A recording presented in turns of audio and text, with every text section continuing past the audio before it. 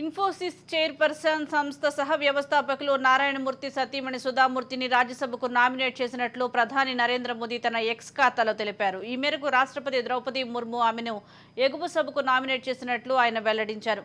మహిళా దినోత్సవం సందర్భంగా ఈ నిర్ణయం వెలువడటం విశేషం.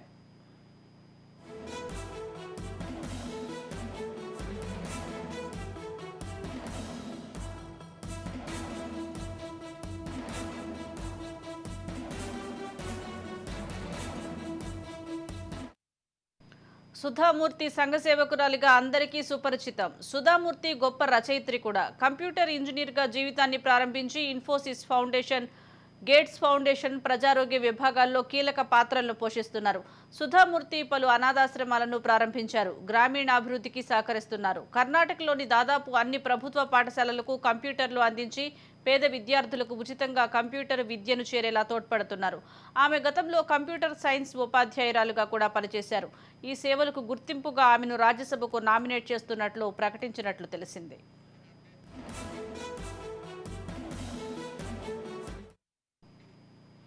దీనికి సంబంధించి మరిన్ని అప్డేట్స్ మా ప్రతినిధి తిరు అందిస్తారు. తిరు. ఓకే సుజాత, రాజ్యసభకు నామినేట్ అయిన సుధామూర్తికి అందరూ హర్షం వ్యక్తం చేస్తున్నారు. ఇన్ఫోసిస్ చైర్పర్సన్ సుధామూర్తి ప్రస్తుతం అయితే సామాజిక సేవలో ముందంజలో ఉన్నారు. అయితే ఆమె సేవలను కనిపెట్టిన ప్రభుత్వం ఆమెకు కీలక పదవి అందించింది. రాజ్యసభకి ఎంపిక చేస్తూ ద్రౌపది ముర్ము ఆదేశాలు జారీ చేశారు. అయితే మహిళా దినోత్సవం రోజున ఈ నిర్ణయం తీసుకోవడము చాలా హర్షణీయం అని చెప్పి పలువురు హర్షం వ్యక్తం చేస్తున్నారు. అయితే సుధామూర్తి సంఘ సేవకురాలిగా అందరికీ తెలిసిన విషయమే.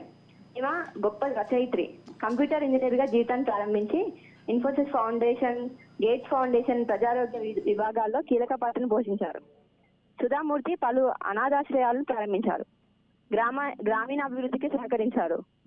కర్ణాటకలోని కొన్ని పాఠశాలల్లో కూడా కంప్యూటర్లు అందించి పేద విద్యార్థులకు ఉచితంగా కంప్యూటర్ విద్యను కూడా అందించారు. ఆమె గతంలో కంప్యూటర్ సైన్స్ ఉపాధ్యాయురాలుగా కూడా పనిచేశారు. ఈ సేవలను గుర్తించే ప్రభుత్వం ఆమెకు రాజ్యసభ సీటు కేటాయించినట్లు తెలుస్తుంది. ఆమె హార్వర్డ్ విశ్వవిద్యాలయంలో భారతీయ గ్రంథాలతో the Murty classical library of India అనే నవలని ప్రారంభించారు. అదొక్కటే కాకుండా చాలా రచనలు రాశారు. కన్నడ నవల డాలర్ సోనే అనే నవల రాయడంతో అది జీటీవీలో ఇంగ్లీష్ లో వెలువరించారు. అది ఒక సీరియల్ లా కూడా ప్రసారం చేశారు అందరికి తెలియడానికి. ఇక ఇన్ఫోసిస్ ఫౌండేషన్ ద్వారా సుధామూర్తి ఐఐటి కాన్పూర్ లోని కంప్యూటర్ సైన్స్ విభాగం ఉండే హెచ్ఆర్ ది నారాయణరావు మెల్గిరికి స్మారక న్యాయ కళాశాలకు భూరి విరాళాలు అందించారు. కర్ణాటకలోని డివిబి టెక్నికల్ కాలేజీలో ఎలక్ట్రికల్ ఇంజనీరింగ్ పూర్తి చేశారు.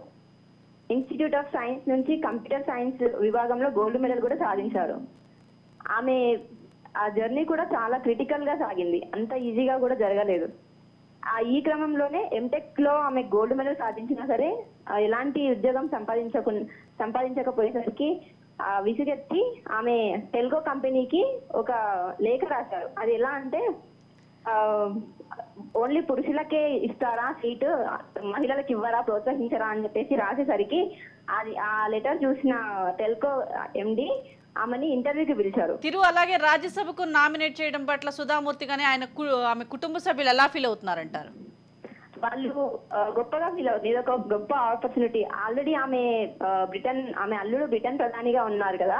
ఇప్పుడు ఆమెకు భారతదేశంలో రాజ్యసభ సీటు రావడంతో అందరూ హర్షం వ్యక్తం చేస్తున్నారు. Right, thank you Thiru.